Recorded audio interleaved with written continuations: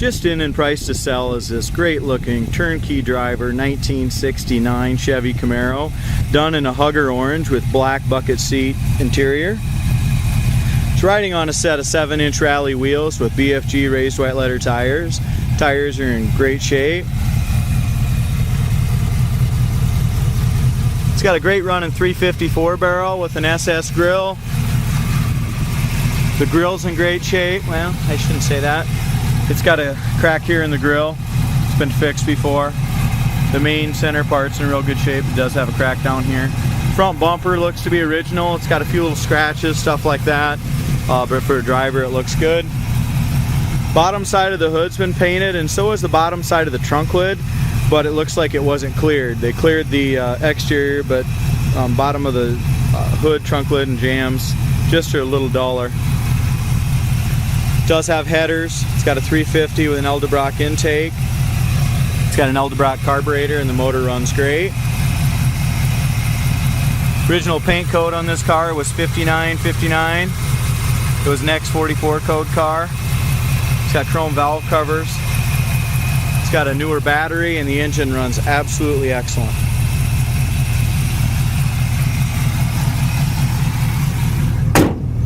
Just got your standard hood on it. The hood gap's a little tighter in the back than it is in the front. Across the front's nice, got a nice gap there. Passenger side gap from front to back's in great shape, and the hood fits nice and flush. Does have the Z28 stripes. It's got the 350 emblems on the front fender. This car at 10 feet away looks like an absolute beautiful car. I'll point out as many imperfections and stuff as I can. As far as the paint goes, I don't think it's ever been wet sanded and buffed, but it still has a really good shine. It's just got some orange peel and stuff like that in the paint. But mechanically, this car is very sound and looks great too. Just when you get up close, you're going to see that it's got a lot of little imperfections. Front fender on the passenger side is excellent. The only thing it needs is a wet sand and buff. But as we look under that chrome, see right here under that chrome, it's got a little rust spot starting right there. Rest of the rocker panel from front to back on the passenger side is excellent. There's no blisters anywhere on the passenger side door, and there's no scratches on the door. As far as the paint, as far as scratches and stuff like that on the fender, door, and passenger side quarter, I don't really see any scratches, anything like that. It does have, you can see here where it's got some prior bodywork damage starting to come through right here on this quarter lip. Quarter lip all feels real solid, but it does have a little spot right there. Behind the rear quarter, it's in excellent shape.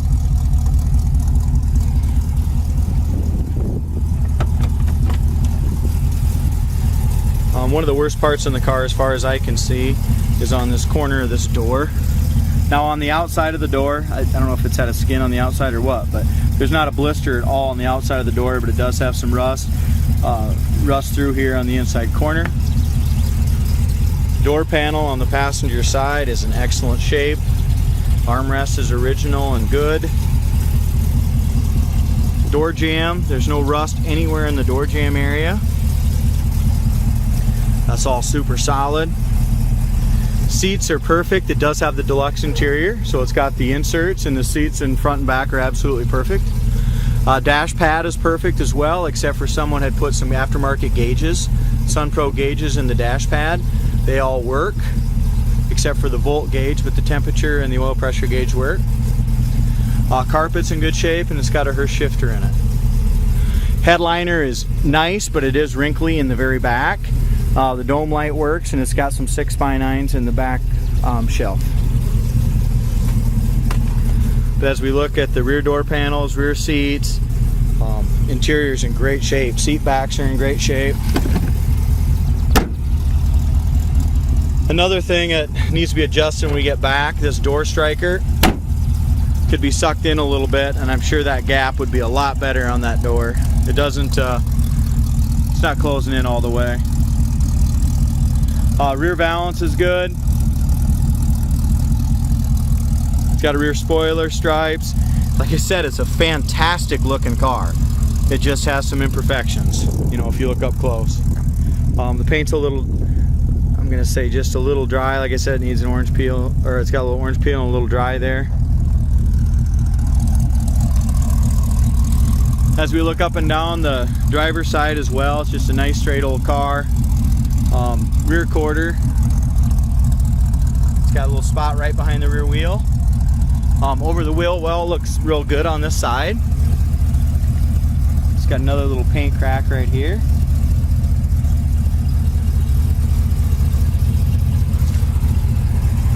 And as far as our front fender goes, it's got kind of a little paint boil here. And the same thing way down under here, under the rocker molding. As far as our glass goes, the glass is in great shape. Runs excellent, sounds good.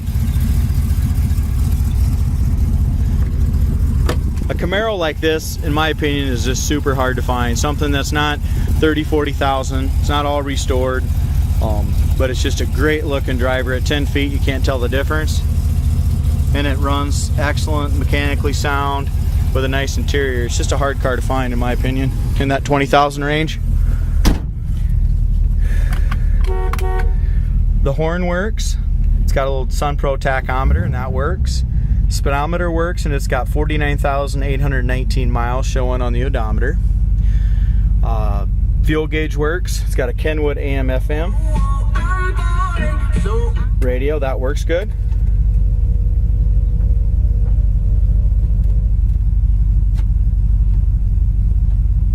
Just checking the heater fan here.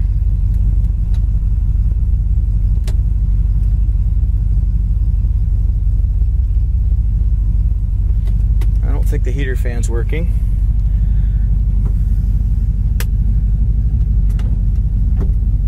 Wipers are working.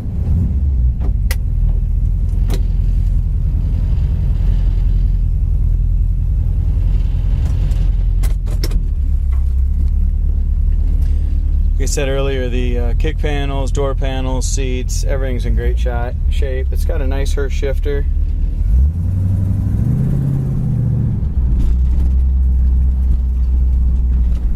Does not have power brakes.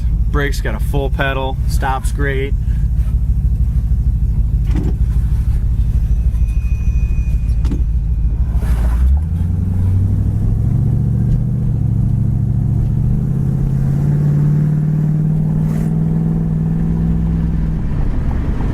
This Camaro's got a great sound to it as well. Shocks feel nice, no bottoming out on those bumps back there. Front suspension is great, it's very tight. As far as does not need alignment, goes straight down the road. Here's our brakes. Mechanically, this car is awesome.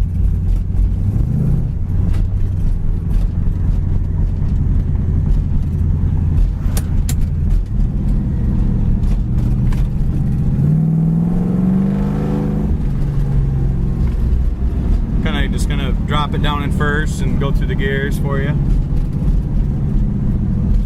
Speedometer doesn't bounce around either.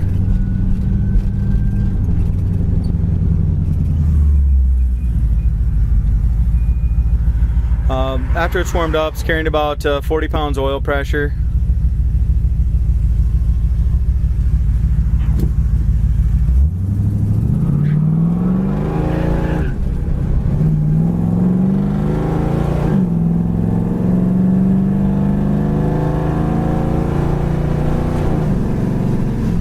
Transmission shift's nice. Goes down the road, excellent.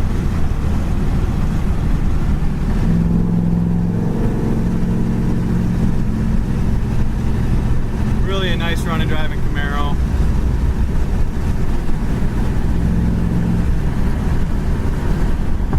Even at high speeds, the brakes pull absolutely neither way.